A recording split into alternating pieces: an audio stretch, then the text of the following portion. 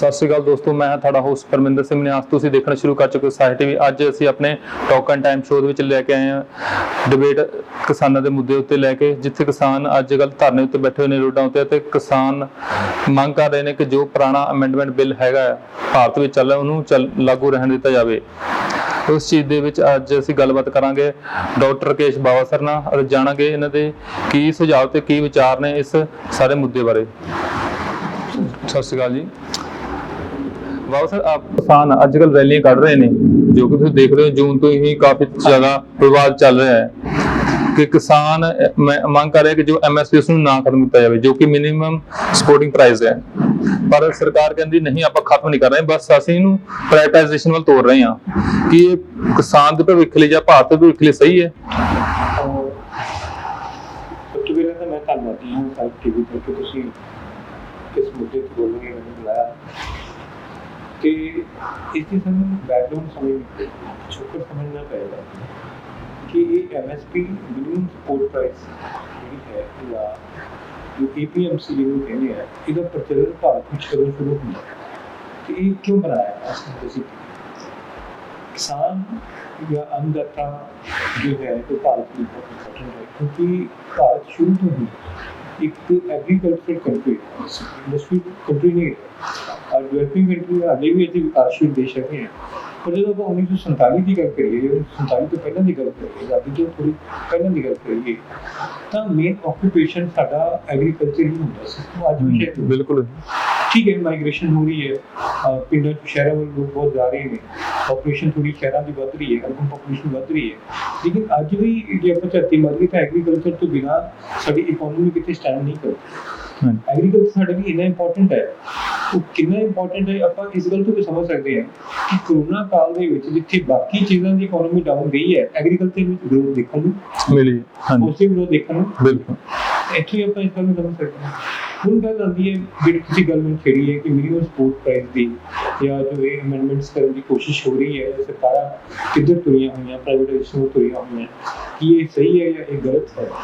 ਦੇਖੋ, ਸਹੀ ਤੇ ਗਲਤ ਦਾ ਫੈਸਲਾ ਜਿਹੜਾ ਹੈ ਉਹ ਇੱਕਦਮ ਅਸੀਂ ਨਹੀਂ ਕਰ ਸਕਦੇ, ਇਹ ਸਾਨੂੰ ਵਕਤ ਤੇ ਛੱਡਣਾ ਪੈਂਦਾ। ਕਿਉਂਕਿ ਜਦੋਂ ਵੀ ਕੋਈ ਕਾਨੂੰਨ ਬਣਦਾ, ਜਦੋਂ ਵੀ ਕੋਈ ਲਾਅ ਬਣਦਾ, ਉਦੋਂ ਨਤੀਜੇ ਉਹਦੇ ਬਿਲਕੁਲ ਇੱਕਦਮ ਸਾਹਮਣੇ ਨਹੀਂ ਆਉਂਦੇ, ਇੱਕਦਮ ਅਸੀਂ ਉਹਦਾ ਰਿਜ਼ਲਟ ਨਹੀਂ ਵੇਖ। ਠੀਕ ਹੈ, 1947 ਦੀ ਗੱਲ ਮੈਂ ਛੇੜੀ ਸੀ, ਤੁਹਾਨੂੰ ਆਜ਼ਾਦੀ ਦੀ ਗੱਲ ਛੇੜੀ ਸੀ, ਤੇ ਉਦੋਂ ਭਾਰਤ ਜਿਹੜਾ ਸੀਗਾ ਉਹ ਸੈਲਫ ਸਫੀਸ਼ੀਐਂਟ ਨਹੀਂ ਸੀਗਾ ਪ੍ਰੋਡਕਸ਼ਨ ਦੇ ਵਿੱਚ, ਫੂਡ ਗ੍ਰੇਨਸ ਦੀ ਪ੍ਰੋਡਕਸ਼ਨ ਦੇ ਵਿੱਚ ਸੈਲਫ ਸਫੀਸ਼ੀਐਂਟ ਨਹੀਂ ਸੀਗਾ, ਰਿਲਾਇਬਲ ਨਹੀਂ ਸੀਗਾ। ਅਸੀਂ ਇੰਨਾ ਨਹੀਂ ਉਗਾ ਪਾ ਰਹੇ ਸੀਗੇ ਕਿ ਅਸੀਂ ਆਪਣੀ ਪਾਪੂਲੇਸ਼ਨ ਨੂੰ ਖਵਾ ਸਕੀਏ। ਕਿਉਂਕਿ 47 ਦੇ ਦੌਰਾਨ 47-48 ਦੇ ਦੌਰਾਨ ਦੰਗੇ ਵੀ ਸ਼ੁਰੂ ਹੋ ਚੁੱਕੇ ਸੀਗੇ, ਪਾਰਟੀਸ਼ਨ ਹੋਈ ਹੈ, ਵੰਡ ਹੋਈ ਹੈ, ਤੁਹਾਨੂੰ ਸਾਰਿਆਂ ਨੂੰ ਪਤਾ ਹੈ। ਪਾਕਿਸਤਾਨ ਤੋਂ ਵੀ ਬਹੁਤ ਸਾਰੇ ਲੋਕ ਇੱਧਰ ਆਏ, ਉੱਧਰ ਲੋਕ ਚਲੇ ਗਏ, ਤੇ ਰਿਫਿਊਜੀ ਪ੍ਰੋਬਲਮ ਜਿਹੜੀ ਹੋਈ ਹੈ, ਤੇ ਇਹ ਬਹੁਤ ਮੁਸ਼ਕਿਲ ਹੋ ਗਿਆ ਸੀਗਾ ਕਿ ਫੂਡ ਗ੍ਰੇਨਸ ਦੀ ਪ੍ਰੋਡਕਸ਼ਨ ਇੰਨੀ ਜ਼ਿਆਦਾ ਹੁੰਦੀ ਕਿ ਅਸੀਂ ਸਾਰਿਆਂ ਨੂੰ ਦੇ ਸਕਦੇ। ਜਿਹੜੇ ਸਾਡੇ ਪਹਿਲੇ ਪ੍ਰਧਾਨ ਮੰਤਰੀ ਪੰਡਿਤ ਨਹਿਰੂ ਸੀਗੇ, ਉਹਨਾਂ ਦਾ ਵਿਸ਼ਵਾਸ ਇੰਡੀਅਨ ਇਕੋਨਮੀ ਦੇ ਵਿੱਚ 5 year ਪਲਾਨ ਸੀਗਾ, ਜਿਹੜਾ ਕਿ ਇੱਕ ਰਸ਼ੀਅਨ ਮਾਡਲ ਹੈ। ਤੇ ਰਸ਼ੀਅਨ ਮਾਡਲ ਦੇ ਵਿੱਚ MSP ਹੁੰਦਾ ਸੀਗਾ, ਤੇ ਜਦੋਂ ਉਹਨਾਂ ਨੇ ਇਹ 5 ਵਰਸ਼ੀ ਪ੍ਰੋਗਰਾਮ ਬਣਾਏ, 5 year ਪਲਾਨਸ ਬਣਾਏ, ਉਹਦੇ ਵਿੱਚ ਇਹਨਾਂ ਨੇ ਐਗਰੀਕਲਚਰ ਨੂੰ ਖਾਸ ਧਿਆਨ ਤੇ ਰੱਖਦੇ ਹੋਏ MSP ਦੀ ਗੱਲ ਕੀਤੀ ਹੈ, ਮਿਨੀਮਮ ਸਪੋਰਟ ਪ੍ਰਾਈਸ ਦੀ ਗੱਲ ਕੀਤੀ ਹੈ। ਤੇ 1955 ਦੇ ਵਿੱਚ ਇਹ ਪਹਿਲਾ ਕਾਨੂੰਨ ਜਿਹੜਾ ਹੈ ਐਗਰੀਕਲਚਰ ਦਾ ਪਾਸ ਹੁੰਦਾ, ਜਿਹਨੂੰ ਅਸੀਂ ਅਸੈਂਸ਼ੀਅਲ ਕਮੋਡਿਟੀ ਐਕਟ ਕਹਿੰਦੇ। ਅਸੈਂਸ਼ੀਅਲ ਕਮੋਡਿਟੀ ਐਕਟ ਜੇ ਦਰਸ਼ਕਾਂ ਨੂੰ ਆਪਾਂ ਸਮਝਾਈਏ ਤਾਂ ਉਹ ਹੈਗਾ ਕਿ ਜ਼ਰੂਰੀ ਵਸਤੂਆਂ ਦਾ ਅਧਿਨਿਯਮ, ਜ਼ਰੂਰੀ ਵਸਤੂਆਂ ਦਾ। ਅਸੈਂਸ਼ੀਅਲ ਕਮੋਡਿਟੀ ਦੀ ਕੋਈ ਡੈਫੀਨੇਸ਼ਨ ਹੁੰਦੀ ਹੈ ਤਾਂ ਬਿਲਕੁਲ ਸਹੀ ਆਨਸਰ ਹੈ ਉਹਦਾ ਕਿ ਯੈਸ ਹੁੰਦੀ ਹੈ ਜੀ। ਅਸੀਂ ਹਰ ਚੀਜ਼ ਨੂੰ ਅਸੈਂਸ਼ੀਅਲ ਕਮੋਡਿਟੀ ਦੇ ਵਿੱਚ ਨਹੀਂ ਪਾ ਸਕਦੇ, ਉਹ ਗੱਲ ਵੀ ਕਰਾ ਕਰਨਾ। ਹੁਣ 1955 ਵਿੱਚ ਇਹ ਕਾਨੂੰਨ ਜਦੋਂ ਬਣਾਇਆ ਅਸੈਂਸ਼ੀਅਲ ਕਮੋਡਿਟੀ ਐਕਟ, ਤਾਂ ਉਹਨਾਂ ਦੇ ਦਿਮਾਗ 'ਚ ਕੀ ਗੱਲ ਸੀ? ਸਾਡੇ ਜਿਹੜੇ ਲੀਡਰ ਸੀਗੇ, ਸਾਡੇ ਪ੍ਰਧਾਨ ਮੰਤਰੀ ਸੀਗੇ, ਸਾਡੇ ਖੇਤੀਬਾੜੀ ਮੰਤਰੀ ਸੀਗੇ ਜਾਂ ਕੰਜ਼ਿਊਮਰ ਅਫੇਅਰ ਮੰਤਰੀ ਸੀਗੇ, ਉਹਨਾਂ ਦੇ ਦਿਮਾਗ 'ਚ ਕੀ ਗੱਲ ਹੋਏਗੀ ਉਸ ਟਾਈਮ? ਉਹਨਾਂ ਦੇ ਦਿਮਾਗ 'ਚ ਇਹ ਗੱਲ ਸੀ ਕਿ ਕਦੀ ਵੀ ਜ਼ਰੂਰੀ ਵਸਤੂਆਂ ਦੀ ਥੋੜ ਜਿਹੜੀ ਹੈ ਉਹ ਭਾਰਤ ਵਿੱਚ ਨਹੀਂ ਹੋਣੀ ਚਾਹੀਦੀ, ਉਹ ਭਾਰਤ ਵਿੱਚ ਨਹੀਂ ਹੋਣੀ ਚਾਹੀਦੀ। ਤੇ ਇਸ ਐਕਟ ਰਾਹੀਂ ਸਰਕਾਰ ਜੋ ਹੈ, ਇਸ ਅਧਿਨਿਯਮ ਰਾਹੀਂ ਸਰਕਾਰ ਜੋ ਹੈ ਉਹ ਜ਼ਰੂਰੀ ਵਸਤੂਆਂ ਨੂੰ ਸਟਾਕ ਕਰ ਸਕਦੀ ਸੀ, ਜਿਹੜਾ ਭੰਡਾਰਨ ਕਰ ਸਕਦੀ ਹੈ ਤੇ ਉਹਦੀ ਰਾਸ਼ਨਿੰਗ ਵੀ ਕਰ ਸਕਦੀ ਹੈ, ਤਾਂ ਕਿ ਕੋਈ ਵੀ ਲੁੱਟ ਖਸੁੱਟ ਨਾ ਹੋ ਸਕੇ ਤੇ ਬਲੈਕ ਮਾਰਕੀਟਿੰਗ ਨਾ ਹੋ ਸਕੇ। ਯਾਨੀ ਕਿ ਇਹਨਾਂ ਚੀਜ਼ਾਂ ਦਾ ਖੁੱਲੇ ਬਾਜ਼ਾਰ 'ਚ ਵੇਚਣਾ ਅਲਾਉਡ ਨਹੀਂ ਸੀਗਾ। ਬਹੁਤ ਜ਼ਰੂਰੀ ਸੀ। ਇਹ ਉਸ ਟਾਈਮ ਬਹੁਤ ਜ਼ਰੂਰੀ ਸੀਗਾ ਕਿਉਂਕਿ ਹਾਲੇ ਭਾਰਤ ਸੈਲਫ ਸਫੀਸ਼ੀਐਂਟ ਹੋ ਰਿਹਾ ਸੀਗਾ, ਹੋਇਆ ਨਹੀਂ ਸੀਗਾ।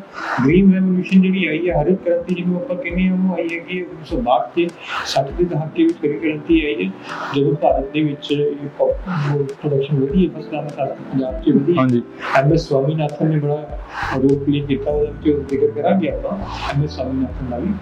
ਤੇ ਇਹ ਜਦੋਂ ਹੋ ਗਿਆ, ਹੁਣ ਮਿਨੀਮਮ ਸਪੋਰਟ ਪ੍ਰਾਈਸ 'ਚ ਪਹਿਲਾਂ ਤਾਂ ਗੱਲ ਇਹ ਸਮਝ ਨਹੀਂ ਹੈ, ਸ਼ਾਇਦ ਬਹੁਤ ਸਾਰੇ ਦਰਸ਼ਕਾਂ ਨੂੰ ਇਹ ਨਹੀਂ ਪਤਾ ਹੋਏਗਾ ਕਿ ਮਿਨੀਮਮ ਸਪੋਰਟ ਪ੍ਰਾਈਸ 'ਚ ਕਿ ਸਾਰੀਆਂ ਫਸਲਾਂ ਕਵਰ ਹੁੰਦੀਆਂ, ਤਾਂ ਆਨਸਰ ਹੈ ਨਹੀਂ, ਸਾਰੀਆਂ ਫਸਲਾਂ ਨਹੀਂ ਕਵਰ ਹੁੰਦੀਆਂ। ਠੀਕ ਹੈ, ਇਹ 24 ਫਸਲਾਂ 24 ਚੀਜ਼ਾਂ ਹੈ ਜਿਹੜੀਆਂ ਕਿ ਮਿਨੀਮਮ ਸਪੋਰਟ ਪ੍ਰਾਈਸ 'ਤੇ ਕਵਰ ਹੁੰਦੀਆਂ ਤੇ ਮਿਨੀਮਮ ਸਪੋਰਟ ਪ੍ਰਾਈਸ ਉਹਨਾਂ ਦੀ ਮਿਲਦੀ ਹੈ। 24 ਤੋਂ ਇਲਾਵਾ ਨਹੀਂ।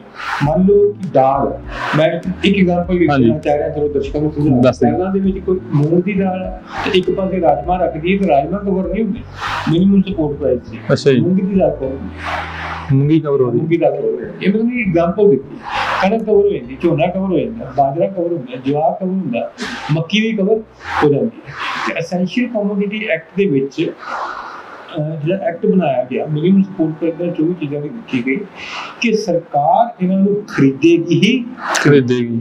ਠੀਕ ਹੈ ਨਾ, ਮਾਰਕੀਟ ਜਿਹੋ ਜਿਹੀ ਮਰਜ਼ੀ ਹੋਵੇ ਤੁਹਾਡੀ, ਬਾਜ਼ਾਰ 'ਤੇ ਤੁਹਾਨੂੰ ਮੁੱਲ ਵੱਧ ਮਿਲ ਰਿਹਾ, ਘੱਟ ਮਿਲ ਰਿਹਾ, ਕੋਈ ਟੈਨਸ਼ਨ ਨਹੀਂ ਹੈ। ਤੁਸੀਂ ਟੈਨਸ਼ਨ ਨਹੀਂ ਕਰਨੀ, ਤੁਸੀਂ ਤਣਾਅ ਨਹੀਂ ਕਰਨਾ। ਕਿਸਾਨਾਂ ਨੂੰ ਇਹ ਕਿਹਾ ਗਿਆ, ਅਸੀਂ ਬੈਠੇ, ਸਰਕਾਰ ਨੇ ਕਿਹਾ ਅਸੀਂ ਬੈਠੇ, ਅਸੀਂ ਤੁਹਾਡੀ ਫਸਲ ਜਿਹੜੀ ਹੈ ਉਹ ਲੈ ਲੈਣੀ। ਤੇ MSP ਦੇ ਨਾਲ APMC ਜੁੜੀਆਂ ਹੋਈਆਂ। APMC ਕੀ ਹੈ? Market agriculture produce market committee, ਜਿਹਨੂੰ ਆਪਾਂ ਮੰਡੀ ਕਹਿੰਦੇ ਹਾਂ। ਜਿਹਨੂੰ ਸਿੱਧੀ ਜਿਹੀ ਗੱਲ ਹੈ, ਮਤਲਬ ਮੰਡੀ ਕਹਿੰਦੇ, ਪੰਜਾਬੀ ਭਾਸ਼ਾ 'ਚ ਮੰਡੀ ਕਹਿੰਦੇ। ਠੀਕ ਹੈ ਨਾ, ਲੇਕਿਨ ਬੇਸਿਕਲੀ ਉਹਦਾ ਨਾਮ ਕੀ ਹੈ ਜੀ? APMC ਐਕਟ ਵੀ ਨਾਲ ਬਣਾਇਆ ਗਿਆ ਕਿ ਉਹ ਸਰਕਾਰ ਖਰੀਦ ਤਾਂ ਘੱਟ, ਸਰਕਾਰ ਖਰੀਦੂਗੀ, ਉਹ ਸਰਕਾਰ ਵੇਚੇਗੀ ਕਿਵੇਂ? ਠੀਕ ਹੈ, ਖਰੀਦ ਵੀ ਕਿੱਥੇ ਕਰੇਗੀ ਤੇ ਵੇਚੇਗੀ ਕਿੱਥੇ? ਉਹ ਜਗ੍ਹਾ ਕੀ ਹੈ? ਮੰਡੀ। ਉਹ ਜਗ੍ਹਾ ਕੀ ਹੈ? ਮੰਡੀ। ਉਹ ਮੰਡੀਆਂ ਦੇ ਆਧਾਰ ਕੀਤੀਆਂ ਗਈਆਂ ਕਿ ਕਿਸਾਨ ਜਿਹੜਾ ਹੈ ਉਹ ਉੱਥੇ ਲੈ ਕੇ ਆਏਗਾ ਆਪਣੀ ਫਸਲ, ਵਿੱਚ ਆੜਤੀ ਵੀ ਹੋਣਗੇ, ਆੜਤੀਆਂ ਦੇ ਮਾਧਿਅਮ ਨਾਲ ਫਸਲ ਖਰੀਦੀ ਜਾਏਗੀ, ਸਰਕਾਰ ਖਰੀਦੇਗੀ ਤੇ ਆਪਣੇ ਗੋਦਾਮਾਂ 'ਚ ਸਟੋਰ ਕਰੇਗੀ। ਆਪਣੇ ਗੋਦਾਮਾਂ 'ਚ ਉਹਨਾਂ ਦਾ ਮਤਲਬ ਸੀ food corporation of India FCI ਗੋਦਾਮਾਂ 'ਚ ਸਟੋਰ। ਕਿਸਾਨ ਨਿਸ਼ਚਿੰਤ ਹੋ ਜਾਂਦਾ ਸੀਗਾ, ਕਿਸਾਨ ਨੂੰ ਪਤਾ ਸੀਗਾ ਕਿ ਮੇਰੀ ਫਸਲ ਦਾ ਮੁੱਲ ਜਿਹੜਾ ਮੈਨੂੰ ਮਿਲ ਜਾਣਾ। MSP ਘੱਟ ਹੈ, MSP ਵੱਧ ਹੈ, ਉਹ ਵੱਖਰਾ ਹੁੰਦਾ, ਉਹਦੀ ਕੋਈ ਗੱਲਬਾਤ ਆਪਾਂ ਕਰ ਸਕਦੇ ਹਾਂ। ਲੇਕਿਨ MSP ਇੱਕ ਨਿਸ਼ਚਿਤ ਕਰ ਦਿੱਤਾ ਜਾਂਦਾ ਕਿ MSP ਜਿਹੜਾ ਨਾ ਉਹ ਸਾਲ 'ਚ 2 ਵਾਰ ਚੇਂਜ ਹੁੰਦਾ ਹੈ। 2 ਵਾਰ। ਅੱਛਾ, ਇਹ ਮੈਂ ਦੱਸਦਾ ਤੁਹਾਨੂੰ, ਇੱਕ ਵਾਰ ਅਕਤੂਬਰ 'ਚ ਚੇਂਜ ਹੁੰਦਾ, ਪਰ ਸਰਕਾਰ ਹੁਣ ਸਤੰਬਰ 'ਚ ਚੇਂਜ ਕਰਤਾ 3 ਦਿਨ ਪਹਿਲਾਂ। ਹਾਂ, ਉਹ ਤਾਂ ਉਹ ਚਾਹੁੰਦੇ ਵੀ ਕਿਸਾਨ ਕਿਸ ਤਰ੍ਹਾਂ ਸ਼ਾਂਤ ਹੋ ਜਾਣਾ, ਥੋੜਾ ਸ਼ਾਂਤ ਹੋ, ਲੇਕਿਨ ਹੁੰਦਾ ਅਕਤੂਬਰ 'ਚ ਹੁੰਦਾ। ਉਹਨਾਂ ਨੇ 3 ਦਿਨ ਪਹਿਲਾਂ ਕੀਤਾ। ਠੀਕ ਹੈ, ਤੇ ਇੱਕ ਚੇਂਜ ਹੁੰਦਾ ਇਹ ਮਾਰਚ 'ਚ, ਯਾਨੀ ਕਿ ਜਦੋਂ ਸੈਸ਼ਨ ਰਬੀ ਦੀ ਆਣੀ ਹੈ 1 ਮਹੀਨਾ ਪਹਿਲਾਂ ਤਾਂ ਚੇਂਜ ਕਰ ਦਿੰਦੇ, ਜਦੋਂ ਖਰੀਦ ਦੀ ਫਸਲ ਆਣੀ ਹੈ 1 ਮਹੀਨਾ ਪਹਿਲਾਂ ਚੇਂਜ ਕਰ ਦਿੰਦੇ। ਮੈਂ ਵੀ MSP ਵਧਾਉਂਦੇ ਆ, ਬਟ ਉਹ ਕਿਸਾਨ ਸਹੀ ਹੈ ਇਸ ਮੁੱਦੇ ਤੇ ਕਿ ਜਿਹੜਾ ਮੁੱਲ ਵਧਾਇਆ ਗਿਆ ਨਾ ਬੜਾ ਘੱਟ, 50 ਰੁਪਏ ਮੁੱਲ ਵਧਾਇਆ, ਜੇ ਤੁਸੀਂ ਪੜਿਆ ਤਾਂ 50 ਰੁਪਏ। ਹਾਂਜੀ, ਲੇਕਿਨ ਲਾਗਤ ਅੱਜ ਇੰਨੀ ਵੱਧ ਚੁੱਕੀ ਹੈ। ਲਾਗਤ ਕੀ ਹੁੰਦੀ? ਕਿਸਾਨ ਦੀ ਫਰਟੀਲਾਈਜ਼ਰ ਹੋ ਗਏ, ਸੀਡ ਦੀ ਲਾਗਤ ਹੈ, ਬੀਜਾਂ ਦੀ ਲਾਗਤ ਹੈ, ਉਹਦਾ ਆਉਣ ਜਾਣ ਦੀ ਟਰਾਂਸਪੋਰਟੇਸ਼ਨ, ਲੇਬਰ ਕਾਸਟ ਪੈ ਜਾਂਦੀ ਹੈ, ਜਿਹੜੀ ਕਿ ਬਹੁਤ ਮਹਿੰਗੀ ਹੋ ਗਈ ਹੈ, ਖਾਸ ਕਰ ਕੋਰੋਨਾ ਕਾਲ ਤੇ। ਤੁਹਾਨੂੰ ਬਿਹਾਰ ਤੋਂ ਲੇਬਰ ਬੁਲਾਉਣੀ ਪਈ, ਲੋਕ ਚਲੇ ਗਏ, ਆਉਣ ਨੂੰ ਤਿਆਰ, ਉਹਨਾਂ ਨੂੰ ਡਬਲ ਪੈਸੇ ਦੇ ਕੇ ਉਹਨੂੰ ਲਾਗਤ ਵਧ ਗਈ। ਉਸ ਲਾਗਤ ਦੇ ਹਿਸਾਬ ਨਾਲ MSP ਜਿਹੜਾ ਹੈ ਉਹ ਨਹੀਂ ਵਧਿਆ। ਕਿਸਾਨ ਉਸ ਮੁੱਦੇ ਤੇ ਬਿਲਕੁਲ ਸਹੀ ਹੁੰਦੇ ਹੈ। ਠੀਕ ਹੈ, ਤੇ ਇਹ ਸਾਰੀਆਂ ਚੀਜ਼ਾਂ ਨੂੰ ਸਮਝੇ ਬਗੈਰ ਅਸੀਂ ਜਿਹੜਾ ਅੱਜ ਕੁਝ ਚੱਲ ਰਿਹਾ, ਜੋ ਵੀ ਚੱਲ ਰਿਹਾ ਹੈ, ਉਹਨੂੰ ਆਪਾਂ ਨਹੀਂ ਸਮਝ ਸਕਦੇ ਸੀਗੇ। ਇਸ ਕਰਕੇ ਮੈਂ ਸਾਰੇ ਪਿਛੋਕੜ ਦੱਸਿਆ, ਬੈਕਗ੍ਰਾਉਂਡ ਦੱਸਿਆ ਤੁਹਾਨੂੰ, MSP ਕੀ ਹੈ, ਕਿਉਂ ਲਾਗੂ ਕੀਤਾ ਗਿਆ ਸੀਗਾ ਤੇ ਕਿਵੇਂ ਸਰਕਾਰ ਨੇ ਬਣਾਇਆ ਸੀਗਾ, ਤੇ ਐਸੈਂਸ਼ੀਅਲ ਕਮੋਡਿਟੀ ਲੀਡਰ ਸੀਗੇ, ਉਹ ਕਰਦੇ ਸੀਗੇ ਪਬਲਿਕ ਦੇ ਵੈਲਫੇਅਰ ਲਈ ਕੰਮ। ਜਾਣੀ ਕਿ ਆਪਾਂ ਦੇਖਿਆ ਜਾਵੇ ਕਿ ਆਪਣੀ ਜਿਹੜੀਆਂ ਸਰਕਾਰੀ ਕੰਪਨੀਆਂ ਐਕਚੁਅਲੀ ਪਬਲਿਕ ਦੇ ਲਈ ਬਣਾਈ ਜਾਂਦੀਆਂ ਨੇ, ਪਰ ਜਦੋਂ ਇਹ ਨਾ ਅਮੈਂਡਮੈਂਟ ਲਿਆਂਦਾ ਗਿਆ ਹੈ ਇਸ ਸਮੇਂ ਜੋ ਹੁਣ ਕਰੋਨਾ ਚੱਲ ਰਿਹਾ ਹੈ, ਤਾਂ ਸਰਕਾਰ ਉੱਤੇ ਇਹ ਕਿਸਾਨਾਂ ਨੂੰ ਕਿਹਾ ਜਾ ਰਿਹਾ ਕਿ ਸਰਕਾਰ ਨੇ ਅਮੈਂਡਮੈਂਟ ਲਿਆਂਦਾ ਪਰ ਆਰਡੀਨੈਂਸ ਦੀ ਸ਼ਕਲ ਦੇ ਵਿੱਚ ਲਿਆਂਦਾ। ਜੇ ਇਹਨਾਂ ਨੇ ਡਿਬੇਟ ਕਰਨੀ ਸੀ ਤਾਂ ਇਹਨਾਂ ਇੱਕ ਬਿੱਲ ਲਿਆਉਂਦੇ, ਇੱਕ ਨਾ ਸੈਸ਼ਨ ਸਾਦੇ, ਉੱਥੇ ਪੱਕੀ ਡਿਬੇਟ ਕਰਦੇ, ਜਾਂ ਹੁਣ ਮੌਸਮ ਸੈਸ਼ਨ ਚੱਲ ਰਿਹਾ ਚ ਡਿਬੇਟ ਕਰਦੇ, ਸਾਰੀ ਪਾਰਟੀਆਂ ਦੀ ਸੁਣਦੇ, ਸਾਡੀ ਵੀ ਸੁਣਦੇ, ਡੈਮੋਕ੍ਰੈਟਿਕ। ਪਰ ਇਹਨੇ ਕਿ ਆਰਡੀਨੈਂਸ ਤਿਆਰ ਕੀਤਾ ਕਿ ਰਾਸ਼ਟਰਪਤੀ ਦੇ ਸਪੈਸ਼ਲ ਅਧਿਕਾਰਾਂ ਨੂੰ ਇਸਤੇਮਾਲ ਕਰਕੇ। ਇਸ ਵਿੱਚ ਕੀ ਕਹਿਣਾ ਚਾਹੋਗੇ ਤੁਸੀਂ? ਇਹ ਗੱਲ ਆਪਾਂ ਇਸ ਨੂੰ ਇਸ ਤਰ੍ਹਾਂ ਸਮਝ ਸਕਦੇ ਹਾਂ, ਬੇਸਿਕਲੀ ਚਲੋ ਇਹ ਇੱਕ ਪੋਲੀਟੀਕਲ ਮੁੱਦੇ Political ਮੁੱਦਾ ਹੈ, right. ਕੁਝ ਨਹੀਂ ਜਾਣਾ ਚਾਹੁੰਦਾ ਕਿਉਂਕਿ ਵਿੱਚ ਰਾਜਨੀਤੀ ਵੀ ਇਨਵੋਲਵ ਹੋ ਜਾਂਦੀ ਹੈ। ਪਰ ਮੈਂ ਸਿਰਫ ਇਕਨੋਮਿਕ ਫੈਕਟਰ ਨਾਲ ਤੇ ਸੋਸ਼ਲ ਫੈਕਟਰ ਨਾਲ ਹੀ ਗੱਲ ਕਰਾਂਗਾ ਕਿ ਉਹਨਾਂ ਨੇ ਇਹ ਆਰਡੀਨੈਂਸ ਵੀ ਨਾਲ ਲਿਆਂਦਾ ਬੇਸਿਕਲੀ ਕਿ ਆਰਡੀਨੈਂਸ ਨੂੰ ਬਿਲ ਬਣਾਉਣਾ ਥੋੜਾ ਈਜ਼ੀ ਹੋ ਜਾਂਦਾ ਵਿਦਆਊਟ ਡਿਬੇਟ, ਕਿਉਂਕਿ ਰਾਸ਼ਟਰਪਤੀ ਸਾਹਿਬ ਜੋ ਸਾਈਨ ਕਰ ਦੇਣਗੇ ਉਹ ਕਾਨੂੰਨ ਦੀ ਸ਼ਕਲ ਵਿੱਚ ਆ ਜਾਏਗਾ ਤੇ ਫਿਰ ਅਸੀਂ ਉਹਨਾਂ ਦੇ ਖਿਲਾਫ ਨਹੀਂ ਜਾ ਸਕਦੇ, ਕਾਨੂੰਨ ਨੂੰ ਮੰਨਣਾ ਹੀ ਮੰਨਣਾ। ਲੇਕਿਨ ਤੁਸੀਂ ਸਹੀ ਕਹਿ ਰਹੇ ਹੋ ਕਿ ਜੇ ਆਪਾਂ ਡੈਮੋਕ੍ਰੈਟਿਕ ਵੇ ਨਾਲ ਵੇਖਦੇ ਜਾਂ ਪਿਛਲੀਆਂ ਉਦਾਹਰਨਾਂ ਤੋਂ ਵੇਖਦੇ ਤਾਂ ਜਦੋਂ ਵੀ ਮਹੱਤਵਪੂਰਨ ਬਿੱਲ ਪਾਸ ਹੋਏ ਹੈ ਉਦੋਂ ਪਾਰਲੀਮੈਂਟ ਵਿੱਚ ਕੋਈ ਡਿਬੇਟ ਹੁੰਦੀ ਹੈ, ਵਾਦ ਵਿਵਾਦ ਹੁੰਦਾ ਤਾਂ ਵਾਦ ਵਿਵਾਦ ਜਿਹੜਾ ਹੈ ਡਿਬੇਟ ਜਿਹੜਾ ਹੈ ਉਹ ਸੈਸ਼ਨ ਦੇ ਦੌਰਾਨ ਕਈ ਵਾਰ ਕਾਫੀ ਦਿਨ ਵੀ ਚੱਲਦਾ ਹੈ ਤੇ ਲਾਸਟ ਦੇ ਜਿਹੜੇ ਹੈ ਉਹ ਪਾਸ ਹੁੰਦਾ ਹੈ ਤੇ ਫਿਰ ਰਾਸ਼ਟਰਪਤੀ ਕੋਲ ਜਾਂਦਾ ਹੈ। ਬਟ ਹਾਲੇ ਵੀ ਆਪਾਂ ਇਹ ਕਹਿ ਸਕਦੇ ਹਾਂ ਕਿ ਮੰਗ ਹੈ ਆਪੋਜੀਸ਼ਨ ਦੀ ਜਿਹੜੀ ਕਿ ਇਹਨੂੰ ਰਿਵਿਊ ਕੀਤਾ ਜਾਵੇ ਜਾਂ ਰਾਸ਼ਟਰਪਤੀ ਨੂੰ ਵੀ ਉਹਨੇ ਅਪੀਲ ਕੀਤੀ ਹੈ, ਆਨਰੇਬਲ ਪ੍ਰੈਜ਼ੀਡੈਂਟ ਨੂੰ ਵੀ ਅਪੀਲ ਕੀਤੀ ਹੈ ਕਿ ਤੁਸੀਂ ਇਸ ਬਿੱਲ ਤੇ ਸਾਈਨ ਨਾ ਕਰੋ। ਹਾਲੇ ਵੀ ਪ੍ਰੈਜ਼ੀਡੈਂਟ ਸਾਹਿਬ ਦੇ ਕਾਰ ਖੇਤਰ ਵਿੱਚ ਹੈ ਕਿ ਹੋ ਸਕਦਾ ਉਹ ਇਸ ਆਰਡੀਨੈਂਸ ਨੂੰ ਵਾਪਸ ਕਮੇਟੀ 'ਚ ਭੇਜ ਦੇਣ ਜਾਂ ਸਟੈਂਡਿੰਗ ਕਮੇਟੀ ਦੇ ਵਿੱਚ ਭੇਜ ਦੇਣ। ਰਿਵਿਊ ਕੀਤਾ ਜਾ ਸਕਦਾ ਹੈ, ਅੱਗੇ ਵੀ ਬਿੱਲ ਰਿਵਿਊ ਹੁੰਦੇ ਰਹੇ ਆ ਲੇਕਿਨ ਇਹ ਹੋਏਗਾ ਜਾਂ ਨਹੀਂ ਇਹ ਤਾਂ ਕੋਈ ਦੱਸਿਆ ਕਿਉਂਕਿ ਸੈਸ਼ਨ ਹਾਲੇ ਚੱਲ ਰਿਹਾ। ਹਾਲੇ ਇਸ ਬਾਰੇ ਕੋਈ ਗੱਲ ਕਹਿ ਨਹੀਂ ਸਕਦੇ ਕਿ ਰਾਸ਼ਟਰਪਤੀ ਜੀ ਜੋ ਪ੍ਰੈਜ਼ੀਡੈਂਟ ਹੈ ਉਸ ਮੁੱਦੇ 'ਤੇ ਆਪਣਾ ਕੀ ਫੈਸਲਾ ਕਰਨਗੇ। ਇੱਥੇ ਕਿਸਾਨਾਂ ਦੀ ਇੱਕ ਹੋਰ ਡਿਮਾਂਡ ਸੀਗੀ ਕਿ ਜੋ MSP ਹੈ ਉਸ ਨੂੰ ਇੱਕ ਲਾਅ ਦੀ ਸ਼ਕਲ ਦੇ ਦਿੱਤੀ ਜਾਵੇ ਕਿ ਤਾਂ ਕਿ ਕਿਸਾਨਾਂ ਦੇ ਕੋਲ ਇੱਕ ਨਾ ਬਿਲਕੁਲ ਸਹੀ ਤੁਸੀਂ ਇਹ ਗੱਲ ਕਹੀ ਕਿ MSP ਹੈ। MSP ਜਿਹੜਾ ਹੈ ਉਹ ਨਿਰਧਾਰਿਤ ਕੀਤਾ ਗਿਆ ਹੈ ਤੇ ਸਰਕਾਰ ਅੱਜ ਵੀ ਇਹੀ ਕਹਿੰਦੀ ਹੈ ਕਿ ਅਸੀਂ ਚਾਹੇ ਅਮੈਂਡਮੈਂਟਸ ਕਰ ਰਹੇ ਹਾਂ ਜਾਂ ਆਰਡੀਨੈਂਸ ਲੈ ਕੇ ਆਏ ਹਾਂ ਪਰ MSP ਖਤਮ ਨਹੀਂ ਕੀਤਾ ਨਹੀਂ ਜਾਏਗਾ। ਲੇਕਿਨ ਮੈਂ ਸਹਿਮਤ ਹਾਂ ਤੁਹਾਡੀ ਗੱਲ ਤੋਂ ਕਿ ਕਿਸਾਨ ਥੋੜੇ ਹੋਰ ਨਿਸ਼ਚਿੰਤ ਹੋ ਜਾਣਗੇ ਜੇ ਇਹਨੂੰ ਤੁਸੀਂ ਕਾਨੂੰਨ ਬਣਾ ਦੋਗੇ ਤਾਂ ਬਿਲਕੁਲ ਨਿਸ਼ਚਿੰਤ ਹੋ ਜਾਂਦੇ ਆ। ਇੱਕ ਰਿਟਨ ਫਾਰਮ 'ਚ ਆ ਜਾਂਦਾ ਕਿ ਕਾਨੂੰਨ ਬਣ ਗਿਆ ਤੇ MSP ਸਰਕਾਰ ਕਦੇ ਵੀ ਖਤਮ ਨਹੀਂ ਕਰੇਗੀ। ਹੁਣ ਜਿਹੜੀ ਉਹ ਅਸ਼ੋਰੈਂਸ ਦਿੱਤੀ ਜਾ ਰਹੀ ਹੈ, ਅਸ਼ੋਰੈਂਸ ਜਿਹੜੀ ਹੈ ਉਹ ਇੱਕ ਸ਼ੱਕ ਹੈ, ਇੱਕ ਡਾਊਟ ਹੈ ਕਿ ਕਿਸਾਨਾਂ ਦੇ ਲਿਖਤੀ ਰੂਪ 'ਚ ਨਹੀਂ ਹੈ, ਉਹਨਾਂ ਦੀ ਰੋਟੀ ਦੇ ਨਾਲ ਜੁੜੀ ਹੋਈ ਹੈ ਕਿ ਜੇ MSP ਕੱਲ ਨੂੰ ਖਤਮ ਕਰ ਦੇਣ, ਜੇ ਮੰਨ ਲਓ ਇਹ ਅਮੈਂਡਮੈਂਟਸ ਹੋ ਗਈਆਂ ਤੇ ਕੱਲ ਨੂੰ ਕੋਈ ਪਤਾ ਨਹੀਂ ਕਿ ਜੇ MSP ਵੀ ਖਤਮ ਕਰ ਦੇਣ ਤਾਂ ਸਾਡਾ ਇੱਕ ਜਿਹੜਾ ਇੱਕ ਫਿਕਸਡ ਅਮਾਉਂਟ ਆਫ ਮਨੀ ਜ਼ਰੀਆ ਹੈ ਘਾਟੇ ਵਾਧੇ ਤੋਂ ਅਸੀਂ ਜਿਹੜੇ ਦੂਰ ਬੈਠੇ ਹਾਂ ਉਹ ਖਤਮ ਹੋ ਸਕਦਾ ਹੈ। ਲੇਕਿਨ ਜੇ ਕਾਨੂੰਨ ਦੀ ਸ਼ਕਲ ਦੇ ਦਿੱਤੀ ਜਾਏ ਤਾਂ ਬਹੁਤ ਵਧੀਆ ਹੋਏਗੀ ਕਿਸਾਨਾਂ ਲਈ ਵੀ ਤੇ ਆਮ ਜਨ ਮਾਨਸ ਲਈ ਵੀ। ਇਸ ਤੋਂ ਵਧੀਆ ਕੋਈ ਗੱਲ ਨਹੀਂ ਹੋ ਸਕਦੀ ਕਿ ਐਟਲੀਸਟ MSP ਜਿਹੜਾ ਹੈ ਉਹ ਰਹਿਣਾ ਹੀ।